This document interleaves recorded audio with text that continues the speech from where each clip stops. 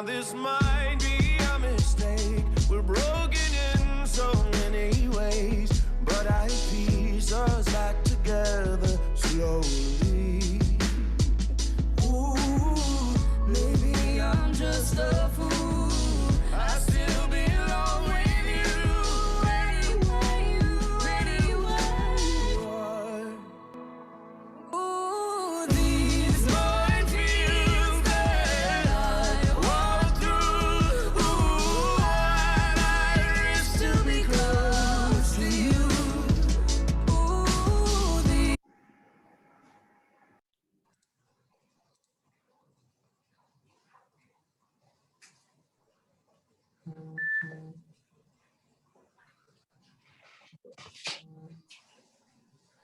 Dear colleagues, good afternoon, good evening rather. And on behalf of the Dean of Clover, I welcome you to another session of our intern and junior doctors mentorship monthly program. We are very aware that these sessions cannot be attended by the majority of the interns because of work issues and being on call, etc. So we host these meetings and we record them, and all the recordings are then sent to the intern. Just a heads up about the fact that the recordings will be available to all of the interns post the meeting. So I'm Veena Singaram, and I'm happy to host this evening's session with my colleague, Dr. Kimesh Naidu. I'm really excited about our program this evening because obviously, as you would note from the program, we have a bit of a research slant, and our guest speaker also is going to be driving the research agenda. So I'm really excited about that. And this is actually in line with the recommendations we have received about information and sessions that you would like to have. So without further ado, I'm going to hand you over to my colleague who's going to get us started with the program. Thanks, Kimesh. Thanks, Veena, and good evening to everyone. We started our program with a mindfulness session, and Dr. Peter Milligan is going to do this mindfulness session for us. It has really become a technique that is essential in the modern era, and especially in this era when we're faced with so much of information coming through to us.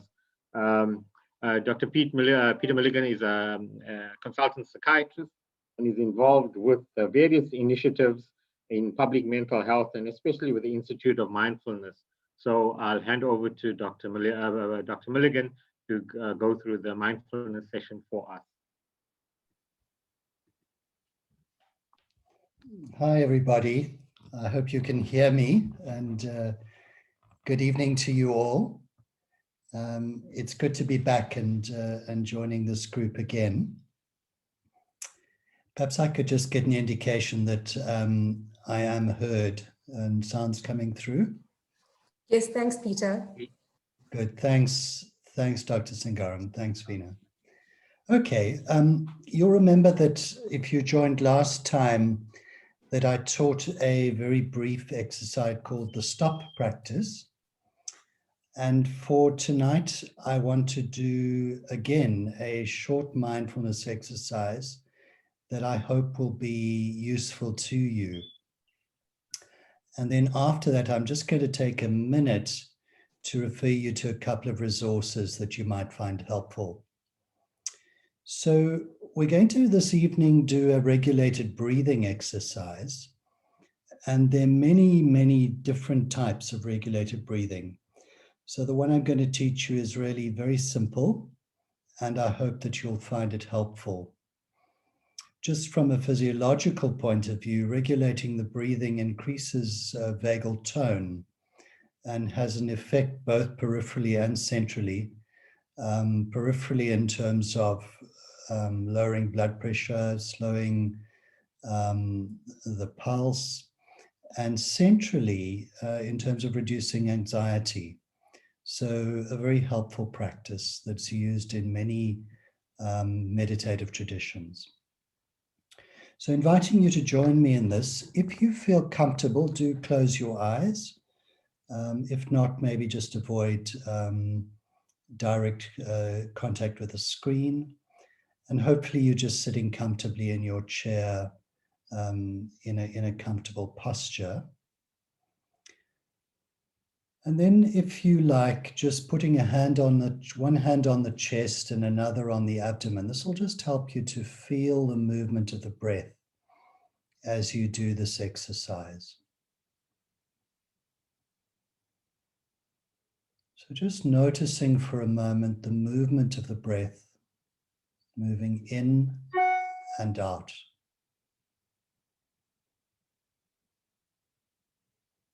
Noticing the gentle expansion with each in-breath and contraction with each out-breath.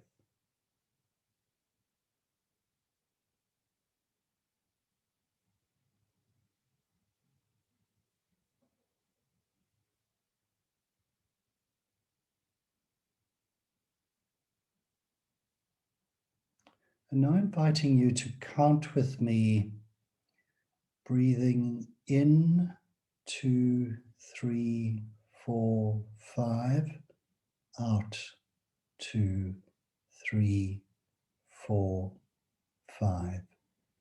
In, 2, 3, 4, 5, out, 2, 3, 4, 5.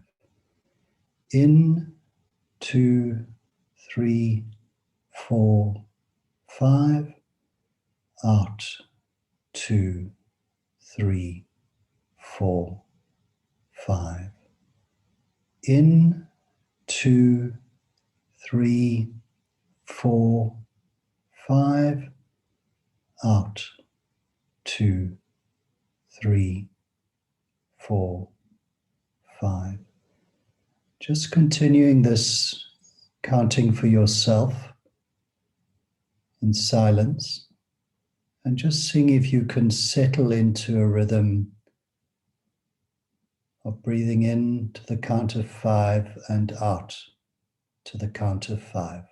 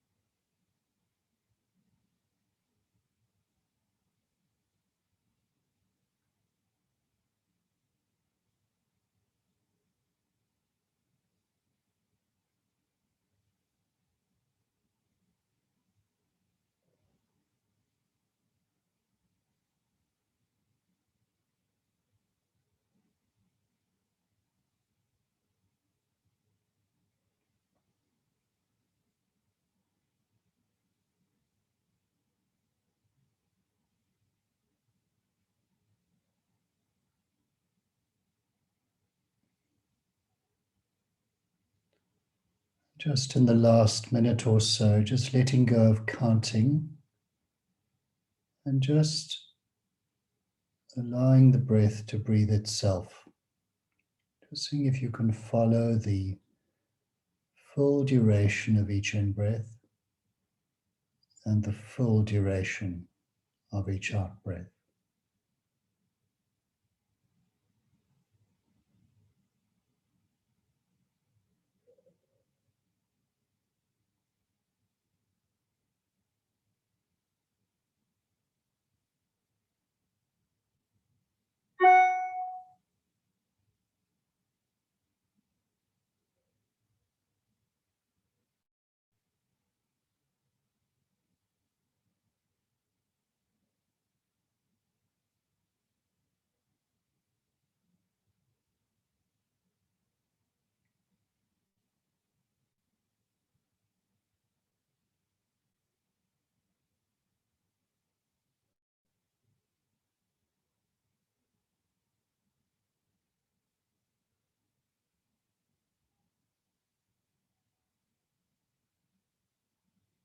In closing, just offering some gratitude for this practice and some compassion for yourself that you've been able to nurture yourself in this way.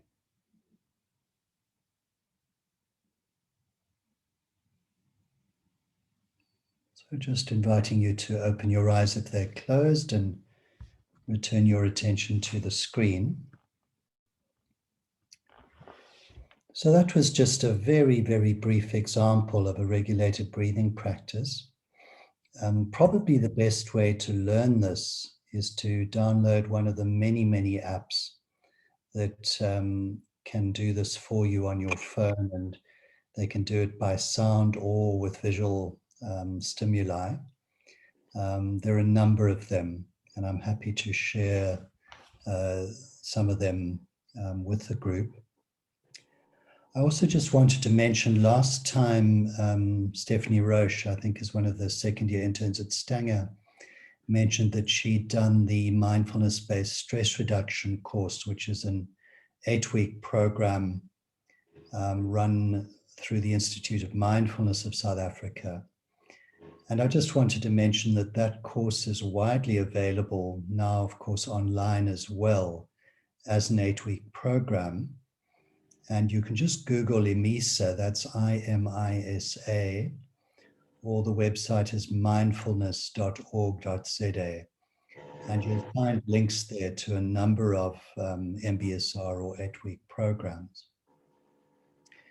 If you're wanting to do some work on this on your own, I'm sure by now you're familiar with the Healthcare Workers Care Network, which was set up during COVID. And if you go to the online resources on their website, you'll find a 6-week mindfulness program that some of us put together as part of that initiative. And you're welcome to make use of those resources. And then lastly, just to mention that some of us from IMISA are currently running a program called Taking Care, which is a more in-depth 8-week course dealing with stress and burnout for health workers specifically.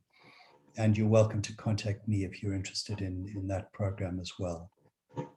Veena, I think I'll share these resources with you, and perhaps we can circulate them to the group. Thanks very much.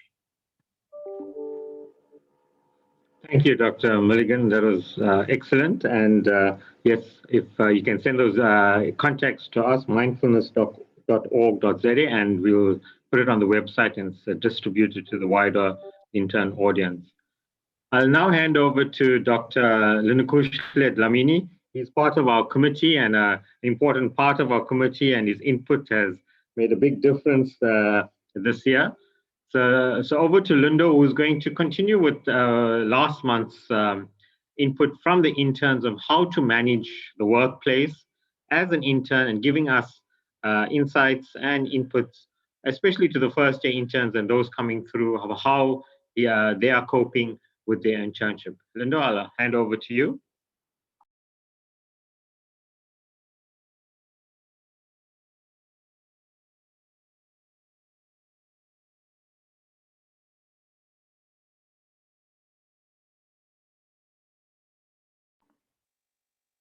I'm not sure if he's logged on. Zinhle?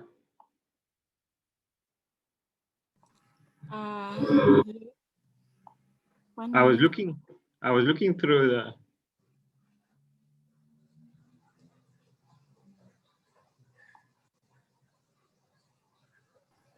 Okay, I just chatted to him on WhatsApp, yes. He was unable to see the link. Okay, so no, that's okay. If you can get on later on, that's that's fine. I'll hand over to Veena. We'll go on to the main speaker. Okay, thanks, Kimesh. So you can ask Lindo to log on and we'll bring him back on. Dear colleagues, I am deeply honored to introduce a great colleague and a research collaborator. Professor Somasundaran Pillai is a specialist physician whose postdoctoral work has revolved around improving diabetes care and control in resource-limited developing countries. He obtained both his postgrad at UKZN and is currently working on his second PhD, senior PhD through UKZN. Yes, indeed, it's his second PhD. His work on diabetes control has been utilized by both the National and Provincial Department of Health in motivating for improved strategies for diabetes care, most notably the HbA1c point of care testing at all levels of healthcare. He has presented widely in the field of diabetes, both locally and internationally. In 2017, he won the International Hospital Federation Gold Award globally for excellence in healthcare leadership and for his blueprint for improving diabetes care. In South Africa, he has won the Minister of Health's Marcy Gold Awards, KZN Doctor of the Year, and Hospital Service Excellence Awards for his research into diabetes care in resource-limited countries. At present, he is working closely with the DOH to facilitate the rollout of HbA1c point-of-care machines in KZN, and is part of the Ministerial Committee for Non-Communicable Diseases in South Africa. He has a strong interest in both undergrad and postgraduate teaching and research. Over the years, he was the UKZN fifth year undergraduate coordinator based in PMB and is currently serving as a registrar coordinator. He is supervising research of interns, medical officers, research registrars, and consultants, and he's also an examiner for the College of Medicine FCP examination process. He has authored over 40 publications in peer-reviewed journals, both nationally and internationally, and his work has been used by the Department of Health for revitalizing guidelines for care in South Africa. It is my honor to hand you over to Dr. Soma Pillay, who will chat to us about internship to specialist physician and clinician scientist. Thanks, Dr. Pillay. Prof. Pillay. Thank you, Veena. I'm just going to share my screen for a second. Can you allow me to share my screen? Sure, you can try. Zinchla, you can also make Prof. Pillay a co-host, please. Okay.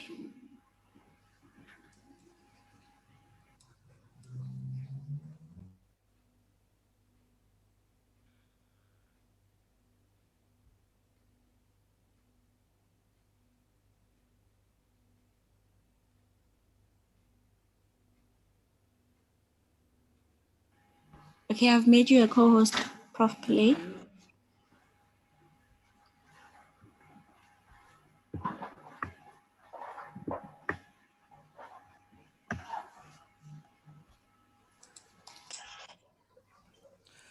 Okay. Everyone can see my screen? Yes, thank you. Thank you. So, good evening, colleagues, and thank you, Prof. Lova, Dr. Singaram, and Dr. Naidu, for inviting me to say a few words on my journey to specialization, introduction to research, and then hopefully to describe the process of how you as an intern can get involved in research and publications.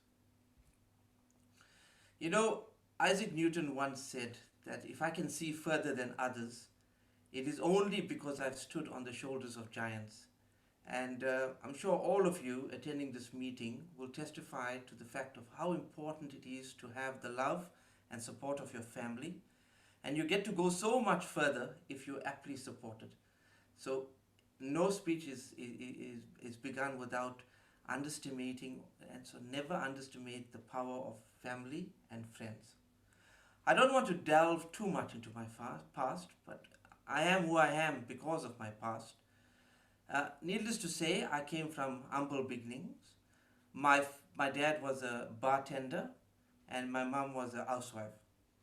And in the picture you can see my tiny 2-bedroom house in Kwaduguza, Stanger, in which my parents, 3 siblings and grandfather lived. And out of this house came a computer science graduate, myself, a lawyer, and a chartered accountant. My parents instilled the importance of education from an early age into us, and we knew the only way out and up was through education and to always strive for academic excellence. Nothing was taken for granted, neither the security of my dad's job nor the meal at the end of the day. And from a young age, we learned that failure was not an option. So in order to pursue my dream of becoming a doctor, we had to take study loans and we learned that you need to work hard in order to achieve. Staying home and staying away from home and becoming independent, as most of you have done, was a must in order to survive. And these important life skills have obviously served me well over the years. It was no surprise that at med school I excelled, and that was simply out of the fear of failing, because that was always at the uppermost in my mind. And at times I always remember what a UKZN lecturer had said to us in one of those lecture theatres, that there's no substitute for chair time, which means sitting down and studying. And it's something that I instill in my students, as some of you that might be on this platform might attest to. Upon completion of my internship at King Edward, specialization was not an option.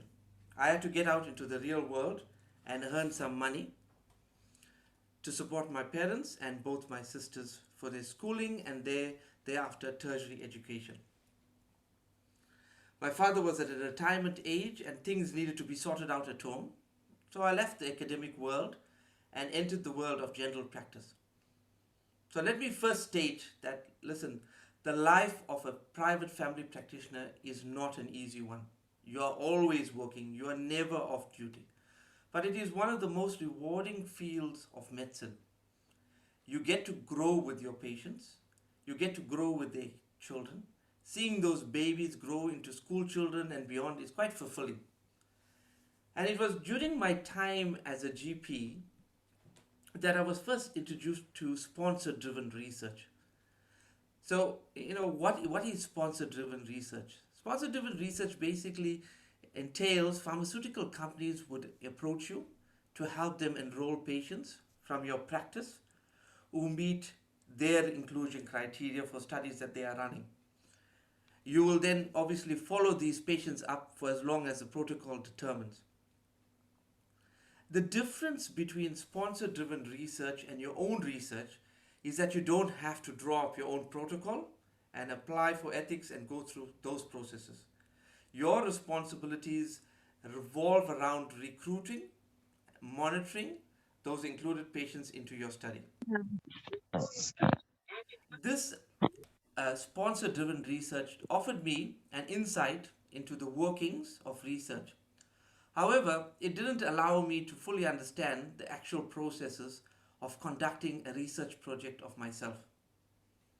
And so for those of you who intend pursuing a career into general practice, sponsor-driven research is a very innovative way of generating additional income and still managing to keep yourself in the research world, albeit to a smaller degree. But in all of this, there still existed in me a void, an unfilled ambition of academia and specialization. And as you know, life happens. Soon my sisters were qualified and they had moved on in life. And despite me having a flourishing practice, I still yearned for coming back. Months became years, and I soon wondered whether I still had it in me to specialize. And when I think about it, I always remember the words of my wife, which still rings in my ears when she would mention to me that all of us take different paths in life. And so you must always remember that life is not just one fixed, rigid path. We all take different paths. And in 2008, I made a life-changing decision to write my Part 1 college FCP exams from the outside. I clearly remember the PA employed by the college telling me that no one had passed the FCP Part 1 from the outside. I held strong and believed that if I wanted something bad enough, that the universe would make it happen. And it did happen. I passed with my first try when the national pass rate was just 16%. But this was not without blood and sweat, because I did it while I was in private practice and studying in between patients, studying in the evenings. But as we know, nothing worth gaining is done so easily. I had the strong backing to return to the state sector, But I must admit that some of the members of my family circle did consider me insane in leaving my lucrative general practice and returning to the state sector, which by in comparison paid much lower. However, what is a dream without action? I returned to the registrar program in 2009, and I was still unsure whether I had it in me to finish this process.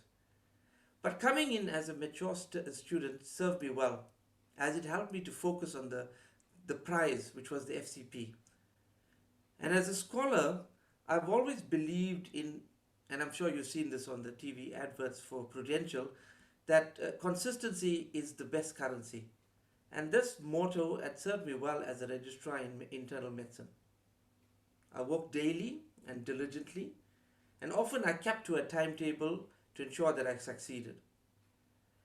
And for those of you that are listening to this talk, I must implore you to believe in yourself.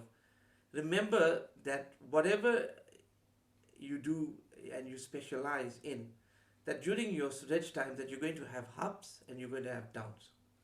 But you've got to always keep your eyes on the prize. Don't let others get you down.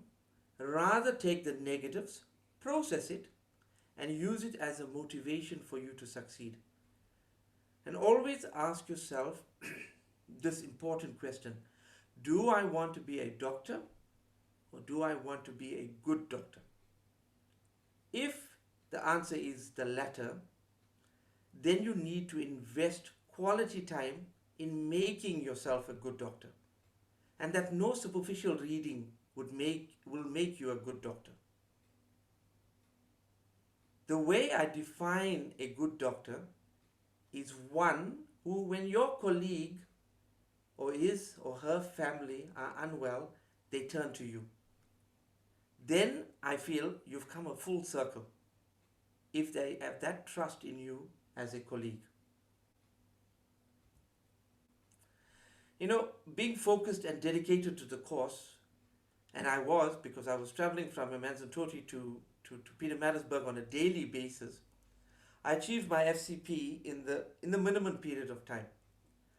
Post qualification, I spent time refining my skill as a consultant physician at Edendale Hospital in Pietermaritzburg.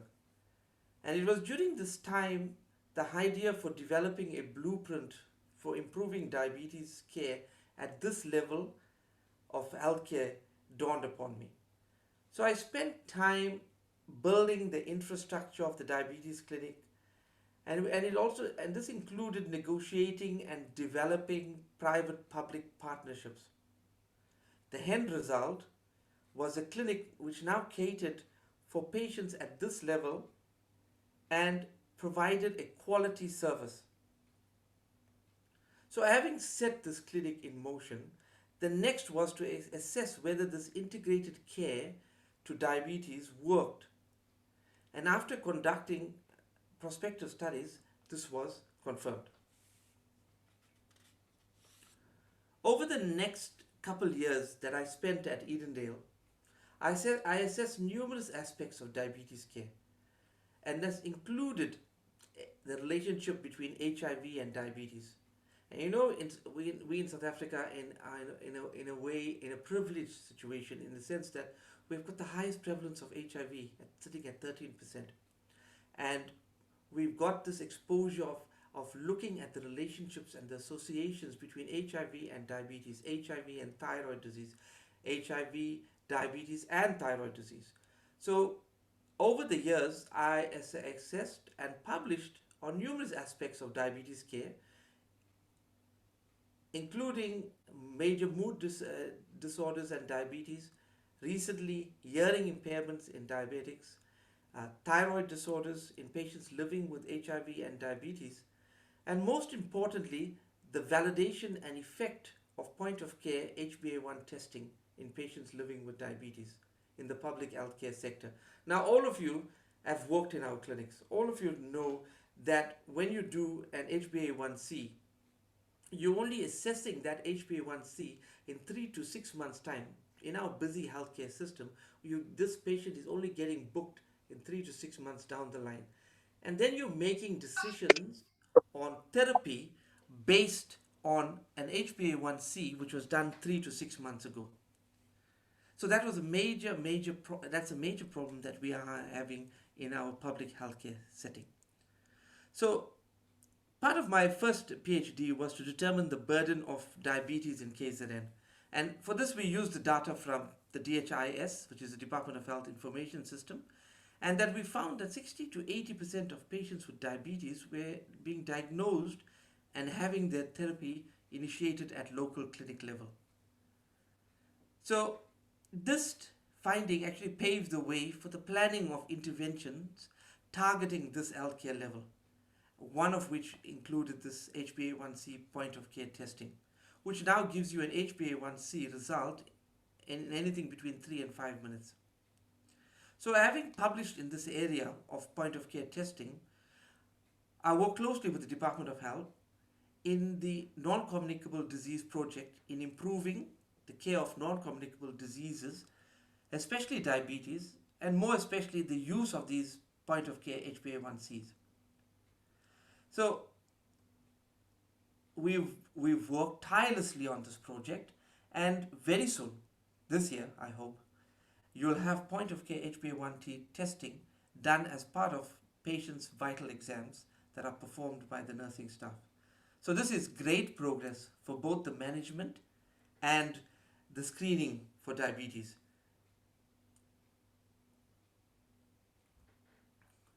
And this PhD thesis obviously has proven to have real clinical benefit for patients in SA. So coming to teaching, teaching at both undergraduate and postgraduate level has always been my passion. I've been involved in Prof. Lova's 6-year mentorship program since inception. Linda Kushle was one of my first students or mentees. And during the time that I spent in Pietermaritzburg, I served as both the undergraduate coordinator for internal medicine program and the year coordinator. But one of my special goals is to empower interns. And I always believe that interns are a commonly forgotten breed of young individuals who are lost in this whole chaotic hospital setting.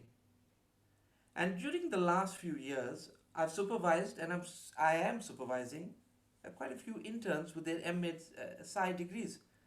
And there's some examples, and I'm hoping that some of these interns are going to speak at future meetings of this nature.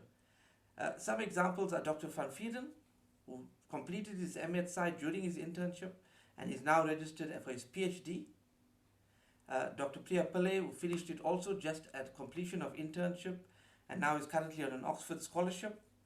Dr. Rushen Chetty, who's published a few papers with me already and is busy working on his MEd Sci.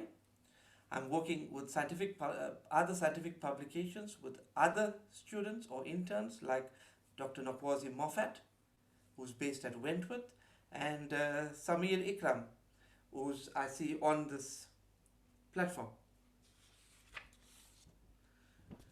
So why is it necessary to conduct research? And I always tell this, and Samir will justify what I'm saying.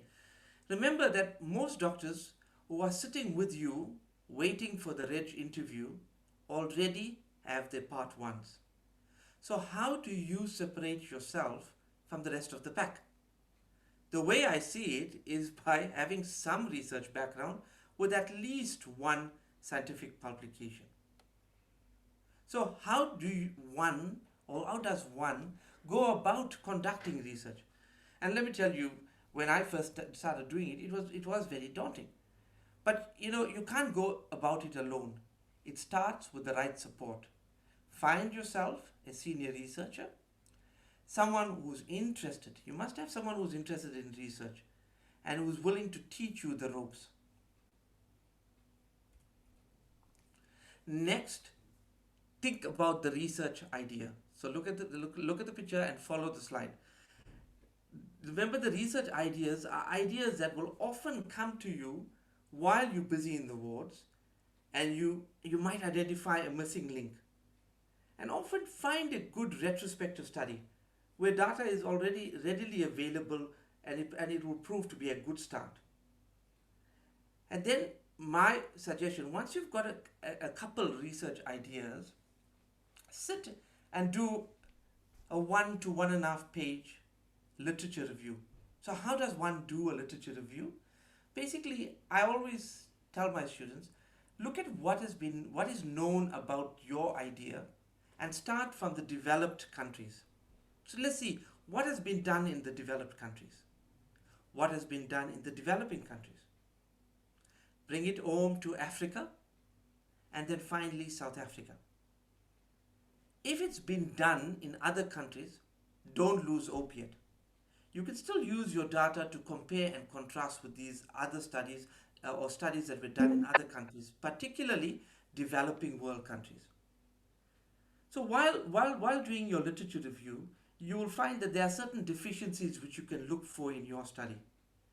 But always remember, if it's been done in all three areas and the subject matter has been thoroughly exhausted, then don't spend time reinventing the wheel. Move on to your next research question. And remember that you might have to go through a few ideas before you find the right question that suits you. Doing a complete literature review will also help you when you're writing your article later. So it's always good to invest quality time in doing up this 1 to 1.5 page literature review. Then this literature review will obviously be sent to your potential supervisor, and they will help direct and narrow and focus your question. Don't get despondent when you send your draft to your supervisor that it comes back with 1,000,001 red corrections. This is a normal process. They will send you comments and ideas on how to improve it. So after a to and fro process, you'll have a complete literature review and you're ready for the protocol. It sounds daunting, but it's actually not. When you get to that stage, we normally will send you a template, a protocol template to follow in order for you to complete your protocol submission. Prof. Aldos from UKZN has written a book on writing your first research protocol, and which is available to buy online. I've got one of the slides that you can have a look at that. So by now you're getting the picture that, listen, research is not an insurmountable task. Each step follows the next in a logical pattern. And before long, you have a completed protocol ready to submit to Dr. Singaram in a postgraduate office and ethics department. But remember, before you submit, you need to complete an online research methodology and good clinical practice training, which is offered on our BREC website, the UKZN BREC website. And this course can be completed in a couple hours to a couple days, and it ensures that you are equipped with the ethics required for conducting research. So then you're ready to submit. Postgrad and BREC will evaluate your application, and anything between 4 and 6 weeks, you will get a response from BREC, which is the ethics department, with queries that they require, and they will ask you for gatekeeper permission. So gatekeeper permission is basically permission from both the hospitals that you are in and from the Department of Health. So using this provisional approval, you'll apply to the medical manager of the healthcare facility you are conducting the research in. They generally are not very, they don't take too long, and they will evaluate it, and if fine and all is in order, will give you approval. The next step in this is the Health and Knowledge Department. And this is an online Department of Health initiative. You apply online, and what they will require that provisional BREC approval and the hospital permission together with your protocol. This process is then evaluated by Department of Health in terms of your research, and it takes anything between 2 and 3 weeks before they give you comments and whether they approved it. Once it's approved by Department of Health, you now go back to BREC and you submit your hospital approval, the Department of Health approval, and the response to any queries that BREC might have had to your research protocol. it's important to remember that only when you get the final BREC approval that you can start collecting your data and start any research related activities. And that generally I find that once I start capturing my data directly on an Excel document, it speeds up time when it comes to data analysis. It's always a good idea to discuss your research with a statistician. Now, UKZN has internal biostatisticians, or you can find your private statistician. But always remember that you must be clear in your mind of your research question. And I find that always spending a little time describing your ideas to your statistician so that both you and him or her are on the same page. Once your stats are ready, you're ready to write.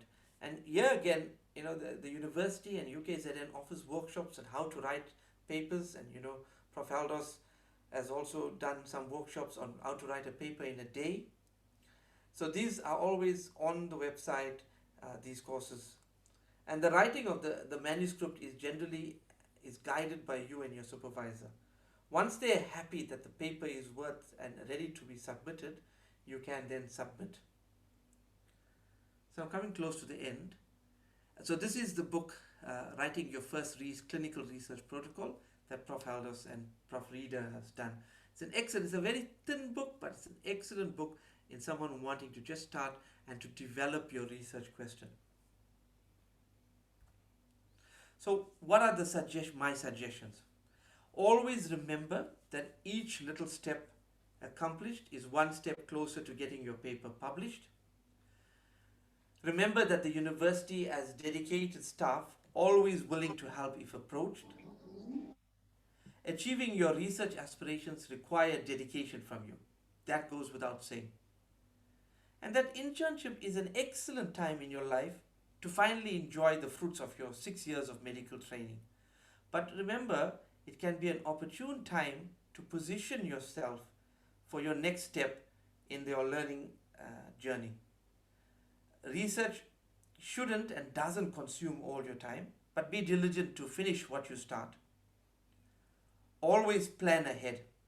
I always feel that producing a publication in your 2-year internship period is a very doable goal. And then attempting part 1 in your ComServe will put you just on the right footing in the competitive registrar program. Asking for help is not a sign of weakness. It is an essential tool in your professional life from here onwards. And finally, remember, a dream does not become reality through magic. It takes sweat, determination, and hard work. Thank you. Thank you so much, Prof. Pillay, for sharing your insightful journey with us and all the little gems along the way that made a difference, and particularly for outlining in such great depth how interns who are interested in starting the research pathway can actually get on with it. We are very grateful for your time, and thank you also for inspiring so many interns who have started doing lots of great work with you. So just as a follow-up then from this session, colleagues, I was just going to share with you some research issues regarding how one can actually go about this, but I'm very grateful because actually already started the process and actually has gone through a bit of the stuff that I wanted to share with you today, which is great. I wonder if you can see my screen. Yes. Thank you. Okay, so very quickly, based on the research queries that I have received, and actually a lot of this has now been addressed by Prof. Pillay, but just a few things. So one of the things has been, how can I do research in the School of Clinical Medicine?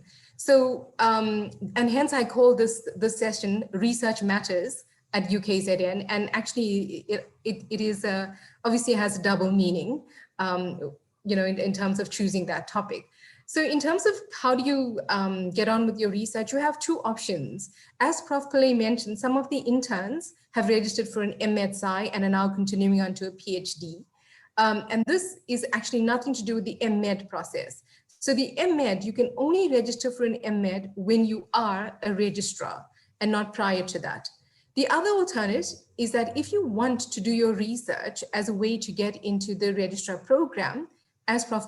Pillay also suggested, is that to register your research for non-degree purpose. Now, I'm emphasizing this because if you register an MSI, remember that research you are doing is now giving you a degree. So you can't actually then use that research to count towards another degree, which is the research for the MMed. But what you can do is start a research project, register it for non-degree purposes, and then when you get to a registrar post, you will apply for recognition of prior learning via a rule that we have regarding GR11. And then that is how we go about that process. So some of the things that you can consider when you start to think about the research process, in addition to what Prof. Pillay has so beautifully outlined, is that some want to consider the research methodology course that we have. Now, the research methodology course is mandatory in the MMed program. So if you are planning to start your research process to bank your research and to bank the research methodology course for that purpose, then it's in your interest then to register for the research methodology course. I'll tell you a little bit more about it shortly. And what I've done there is that I've just outlined that after you do the research methodology course, it'll give you a good introduction into what research is all about. Then obviously it is very critical to identify a supervisor or collaborator that you're going to be working with whom you will discuss your protocol, discuss your topic, develop a protocol, apply for the ethics as outlined by Prof. Pillay. And I'm going to also share with you who you can contact for more information in the research office. But what I want to share is that or just explain, okay, maybe I'll go to the next slide. Yeah, there we go. So here, in terms of the research methodology course, it's a semester-based module. So you can register for it either in the first or second semester. It's 16 credits and it's totally online. So it's facilitated through online lectures. It has online tasks. And in order for you to get this credit for the research methodology course, you submit your ethics protocol to SHREC. We have 2 ethics committees that you can apply for and or apply to, and that's how you get the credits for it. So the basic idea behind this course is to introduce the language and process of research. So you may consider doing that. The online submission of the protocols on RIG, this is an extensive process, and maybe in another session, I will go through a live session on what is RIG and what it involves and entails. So you get familiar with that, so we can work through that. And I'm just outlining for you the review process. And the last thing I want to share with you is that the research office, my team includes different postgraduate administrators. And as you can see illustrated on this slide, that they are allocated to different disciplines. So depending on which discipline you're interested in terms of where your research is going to be conducted, or more importantly, where your supervisor resides. So for example, if you are doing research with Prof. Pillay, then you're going to be working with Lucy because she's working with internal medicine. So that's an example of how you can decide which of the administrators that you're going to contact. I've also put up the website, which is actually, you go into the UKZN website, click on the School of Clinical Medicine, click on research, and then you also have got more information and the email addresses, etc., of the postgraduate team, who you can just email and ask information about. So I just wanted to share this, and also to ask if you have any queries, then you can either put it in the chat, or you can or we can discuss it at the end of the session. Just in terms of time, I'm not going to go into questions now. And also to remind you that if you have questions for Prof. Pillay, for you to also then put that into the chat box, or alternatively ask it at the end of the session. Okay, so thanks for that, colleagues. I'm going to hand over back to Kimesh.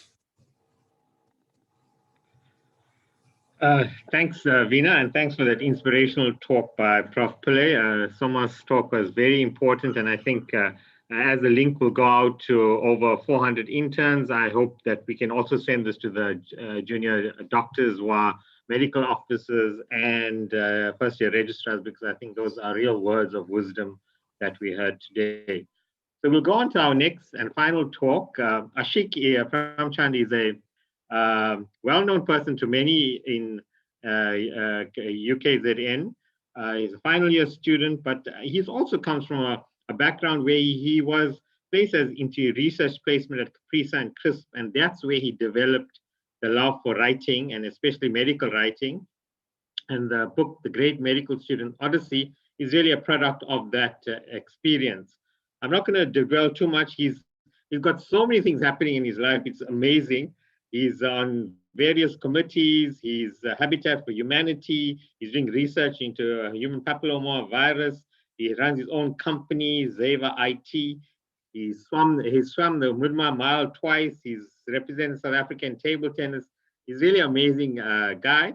But I'll hand over to Ashik. Ashik, you want to share with us some of your wisdom at a young age? And then I think this is such an interesting talk as well. I'll hand over to you, Ashik. Thank you so much, Dr. Naidu. And thank you so much, colleagues, for accommodating me. It's such an immense pleasure to be able to speak amongst so many highly accomplished and skilled academics tonight. So, I'm honored to share my insights from my literary debut. Many people start. Ashik, your camera is not based on you. Can you just move your camera a little bit? Better? Yeah. Is that better? Yeah, that's perfect. Okay, thank you so much, Dr. Naidu. Many people start by asking me why I wrote the book and how I found time to do it, considering how chaotic medical school can be. And I will answer both questions. And I think I echo Professor Pillai's thoughts here. I'm a strong proponent of the idea that there's always enough time for the things and people that matter to us. And I am inspired by many great medical writers and academics from abroad, such as Professor Siddhartha Mukherjee, Dr. Atul Gawande, just to name a few. And if they achieved it, I thought to myself, why shouldn't I as a medical student achieve it as well when their lives are already so much busier? The book is named The Great Medical Student Odyssey for a reason. In my second year, I thought to myself, wow, 6 years for a degree is a long time. And I remember reading a curious life science article about how many of our cells are completely replaced after every 7-year cycle or so, just a little more than the duration of our degree. And that was a compelling thought.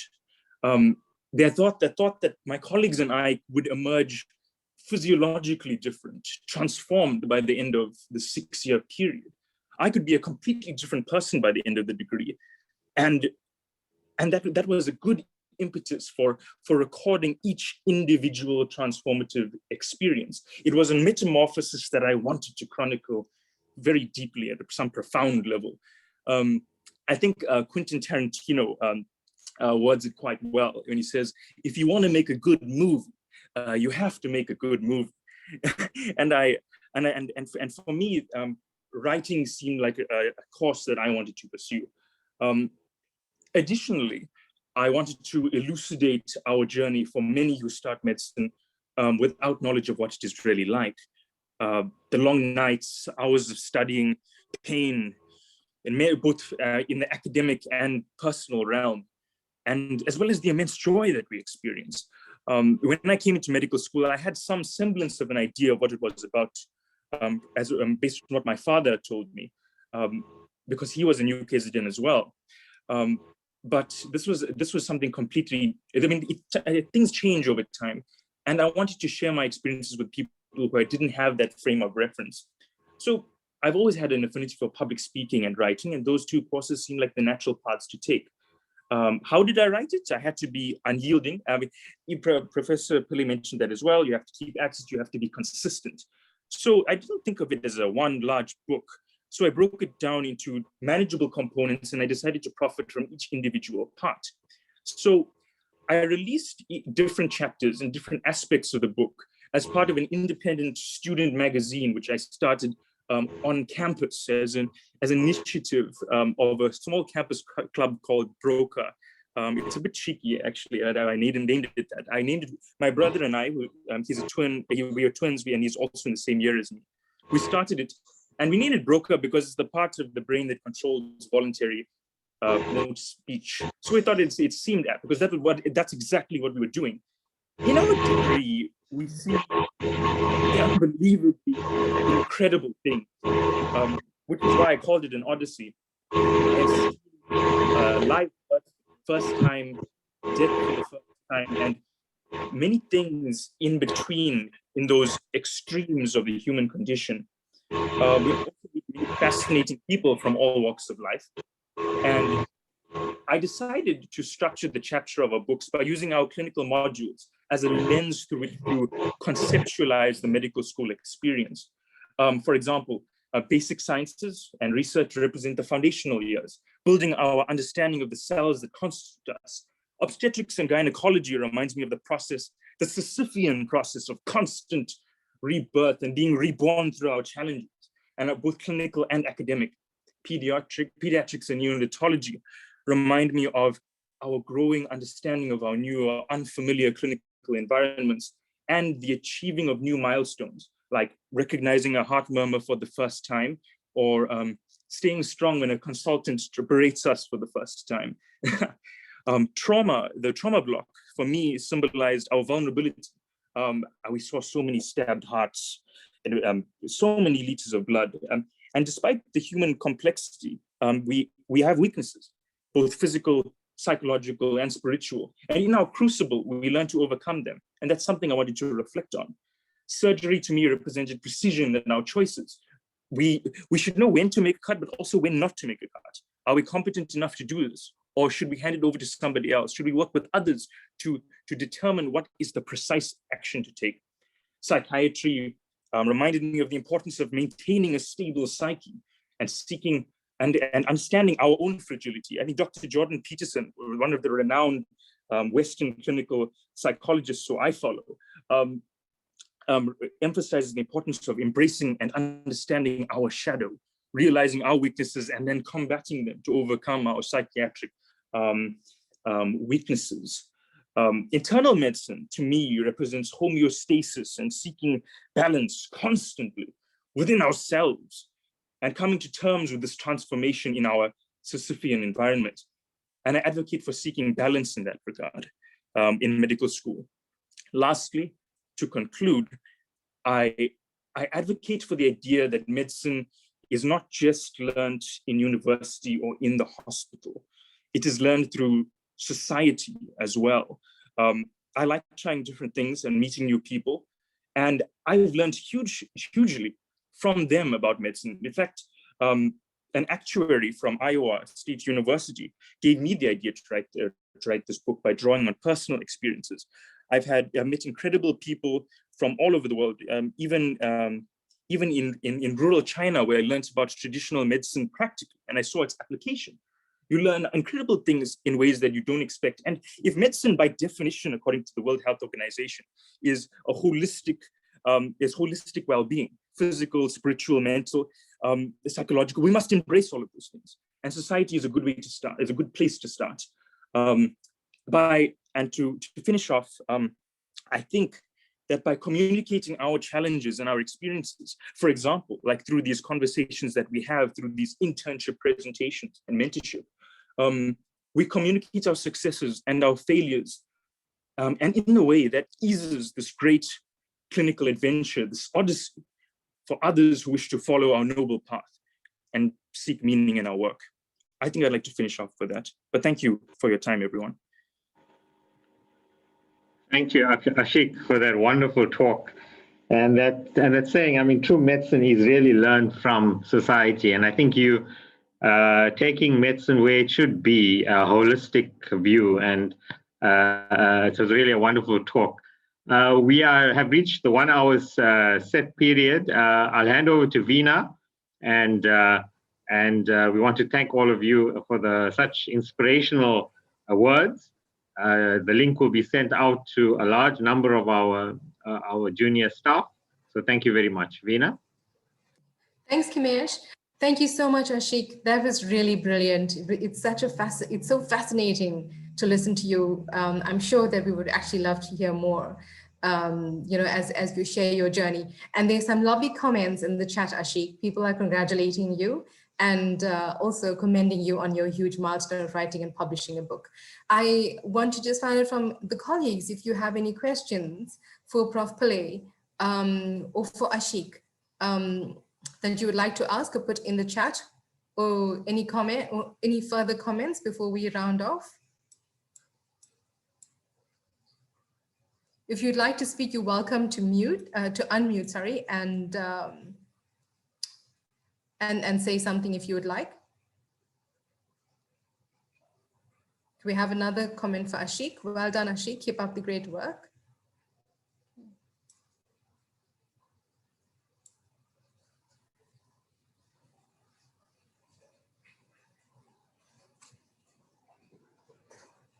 Okay, I think that it doesn't seem like we have any more questions. Okay, thank you very much once again, Prof. Pillay, for making time and for sharing your insightful journey. Ashik, for your wonderful experience, and we wish you even more greater successes as you continue. And I also want to read out, so Prof. Glover is in another meeting, but she is actually trying to straddle both meetings, and she says, great inspiration from all the speakers, well done and keep going. Thanks, Prof, for taking time out to share your sentiments. Colleagues, for the next session, we are actually now going to alternate our sessions between the registrars and the interns. We've received lots of requests from the registrars to want to have a similar platform. So we're actually going to have every alternate month, we will host a workshop for the interns, and which will alternate with the workshop for the registrars. So the next date will be communicated via your research, via your rep. So you'd have your comment, you'll get more information via that medium. Sorry, I think that someone's trying to speak. Hello. Yeah, hello. Hi, Nandita. Hey, yes, I was trying to put my microphone on. I'm so sorry. I was trying to ask Ashik, how can we get a hold of this book? Oh, sure. Ashik? Hi there. Yeah, thank you so much. First, it's a great honor. I'm very flattered. The book is available on Amazon online as either an ebook, or you can order it as a paperback copy. It's available in some local bookstores as well, but I'm trying to contact them to find out which ones are stocking them. But it should be more easily found on Amazon. Okay, thank you so much. Thank you. Ashik, I'm sure everyone's wondering, do all the people that attended get some copies? I'm just kidding. I'm just thinking that this might be like an I would love. I'm trying to get a shipment of author copies now. It will be a pleasure. I'd love to sign them as well. Okay, cool. Thanks, Ashik. Okay, thanks everybody. Really appreciate it. So we will communicate more information regarding the next workshop and the dates to follow. Thanks everybody. Have a great evening. Take care. Bye.